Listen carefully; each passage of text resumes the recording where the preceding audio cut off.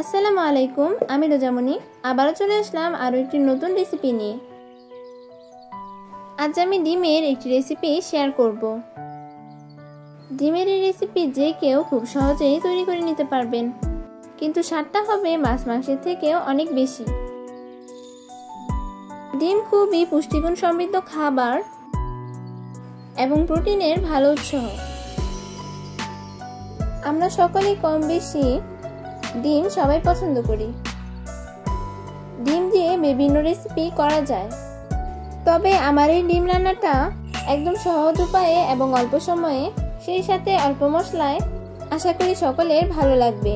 আমি এই রান্নার জন্য হাঁসের ডিম নিয়েছি, তবে মুরগির ডিম দিয়েও এভাবে রান্না করা যায়। প্রথমে ডিম ভালো করে সিদ্ধ করে নিব। এবার ডিমগুলো ঠান্ডা পানিতে ভিজিয়ে খোসা পরিষ্কার করে নিব এবং একটি ছুরি দিয়ে এঁকে নিব। এবার ডিম রান্নার জন্য পেঁয়াজ, টমেটো, কাঁচামরিচ, ধনেপাতা কেটে নিব। ডিম ভাজার জন্য প্যানে তেল গরম করে নিব। তেলে সামান্য হলুদ এবং লবণ অ্যাড করব। এবার ডিমগুলো একে একে তেলে ছেড়ে দিব। ডিম সিদ্ধ করার সময় অবশ্যই পানিতে লবণ অ্যাড করবেন। লবণ অ্যাড করলে ডিমের খোসা ডিমের থেকে সহজেই ছাড়ানো যায়। ডিম হালকা ভাজা হলে তেল থেকে উঠিয়ে নিব। এবার ডিম ভাজার বাকি তেলে পেঁয়াজ কুচি অ্যাড করব। পেঁয়াজগুলো কিছুক্ষণ ভেজে নরম করে নিব।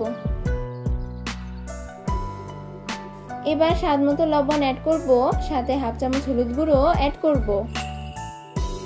এবার হাফ চামচ রসুন বাটা, হাফ চামচ আদা বাটা অ্যাড করব। আদা এবং রসুনের পেস্ট পেঁয়াজের সাথে ভালো করে মিশিয়ে নিব। এবার টমেটো কুচি এবং কাঁচামরিচ কুচি অ্যাড করব। আমি এখানে 2টি তেজপাতা এবং 2টি সাদা এলাচ অ্যাড করেছি। আমি এখানে 1 চামচ টমেটো কেচাপ অ্যাড করেছি, যাতে ঝোলটা গাঢ় হয় এবং খেতেও টেস্ট হয়।